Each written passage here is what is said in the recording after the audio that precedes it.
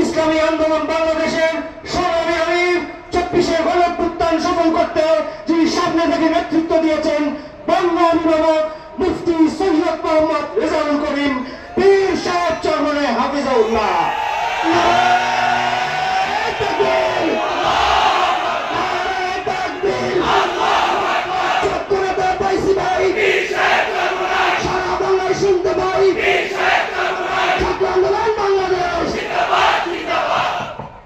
السلام عليكم ورحمة الله وبركاته. الحمد لله وصفى وسلام على عباده الذين اصطفى. أما بعد فأعوذ بالله من الشيطان الرجيم. بسم الله الرحمن الرحيم. ولا تهنوا ولا تحزنوا وأنتم الأعلون إن كنتم مؤمنين.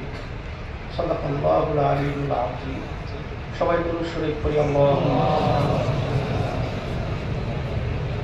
ওয়া হাবিবনা ওয়া মাওলানা মুহাম্মদ সাল্লাল্লাহু আলাইহি ওয়া আলা আলিহি ওয়া আসহাবিহি ওয়া বারাকা। ইসলামী ছাত্র আন্দোলন বাংলাদেশ আয়োজিত এই সম্মেলনের সভাপতি, মঞ্চে বিভিন্ন পর্যায়ের দায়িত্বশীল, সামনে বিশেষ করে ইসলাম দেশ মানবতার পক্ষে যারা অগ্রণী ভূমিকা পালন করবে, আমার প্রিয় ছাত্ররা,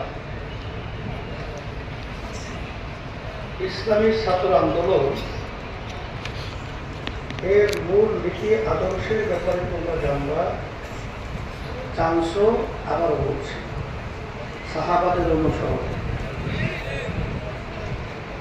জিহাদ এবং রুহানিয়াত যেখানে সমন্বিত কোনো অবস্থান তৈরি না করবে, কখনোই সেই মিশন তার লক্ষ্যে পৌঁছতে পারছে না পারবে, এটা কোনোদিন সম্ভব না।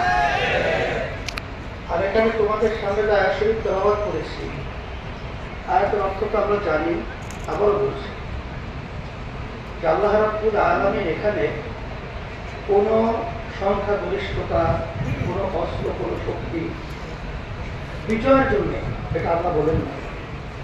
আল্লাহ বলছেন তোমরা বিজয় হবে, কোনো সন্দেহ নাই, চিন্তাও নাই। চরিত্র অর্জন করতে হবে মুমিনের চরিত্র। মুমিনের চরিত্র অর্থই হলো সাহাবাদের অনুসরণ। কথা ঠিক না? এখানে আপনারা লক্ষ্য করেছেন আলোচনা হচ্ছিল বিশেষ করে আমাদের অনেক চরমরাই মুজাহিদ আমার ভাইরা, অনেক মুহিবরা তাদের সন্তানদেরকে ওইভাবে উদ্বুদ্ধ হয়ে তারা ছাত্র আন্দোলন, যুব আন্দোলন বা অন্যান্য যে ইসলামী আল্লাহর কুতুব যে মিশন করে রেখে গেছেন তার সঙ্গে তারা জড়ানোর ব্যাপারে গুরুত্ব অনেকাংশে দেয় না। আমি যদি প্রশ্ন করি আপনি কি আল্লাহকে মহব্বত করেন? ফলে করি। আল্লাহ রসুলকে করি। আচ্ছা, আল্লাহ এবং আল্লাহ রসুলকে যদি আপনি ভালোবাসেন, আল্লাহ রাব্বুল আলামিন তার রসুলকে পাঠিয়েছেন যেই নীতি আদর্শ দিয়ে, এই নীতি আদর্শের মাধ্যমে আল্লাহ তার ব্যাপারে ঘোষণা করছেন ওমা আরসালনাকা ইল্লা রাহমাতাল লিল আলামিন, শান্তির দূত হিসেবে আমি পাঠিয়েছি।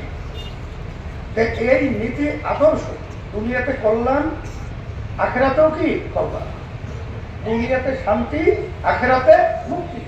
তা আপনি যদি আল্লাহ এবং আল্লাহ রসুলকে ভালোবেসে থাকেন, তাদের দেওয়া যে নীতি আদর্শ সেটা আপনি পছন্দ করছেন বিলে আপনিও জড়াইছেন, তা আপনার সন্তানদেরকে আপনি ভালোবাসেন না? আপনার সন্তানদেরকে আপনি ভালোবাসেন কিনা?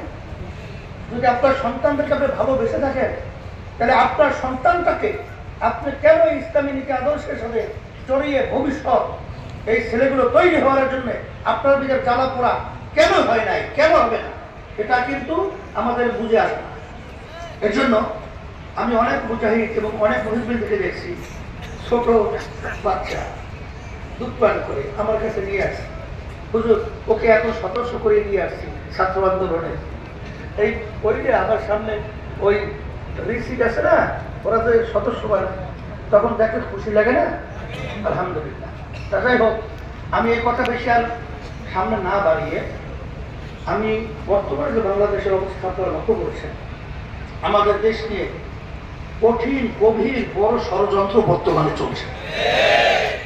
আমি কালকেও বলতেছিলাম, সময়ের অভাবে অনেকটা কথা ওইভাবে বলার সুযোগ হয় নাই।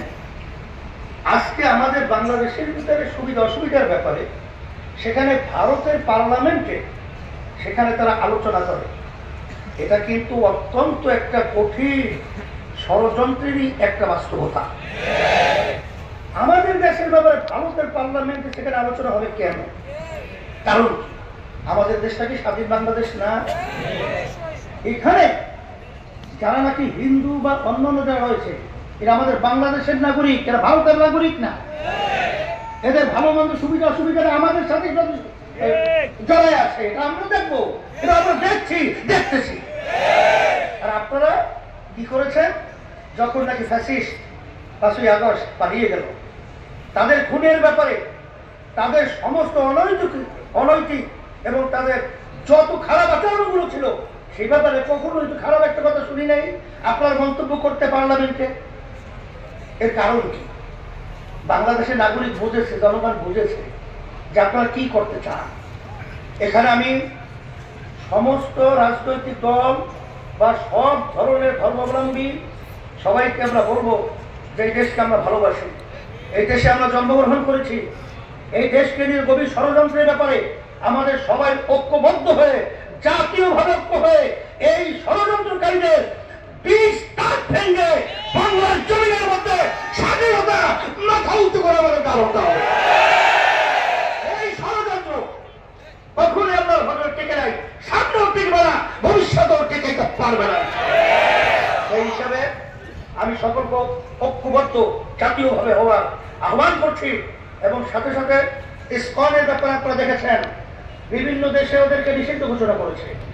আমাদের দেশে যে আচরণ করেছে, আমাদের যে আইনজীবী ওরা বিনা অপরাধে যেভাবে জবাই করে যেভাবে হত্যা করেছে, ওদের মুখ থেকে আমি শুনেছি কালকে বলতেছিল হুজুর যে ওকে মারার আগে ওর মুখ থেকে শব্দ বের হইতেছে আল্লাহ আল্লাহ। এই অবস্থায় তাকে কোপ দিয়ে তাকে হত্যা করা হয়েছে, তাকে মারা হয়েছে। এটা কি আমরা বসে বসে দেখবো? আর সেই সংগ্রহ বাংলাদেশের ভিতরে থাকবে? এটা কখনই হতে পারে না। এটাকে নিষিদ্ধ করতে হবে, খুনিদেরকে বাংলার জমিন থেকে তাড়াতে হবে, এই টাকা পাচারকারীদেরকে বাংলাদেশ থেকে উৎখাত করতে হবে।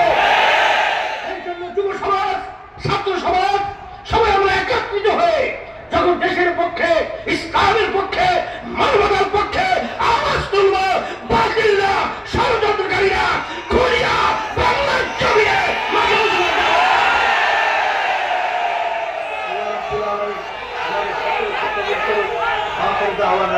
আলহামদুলিল্লাহ।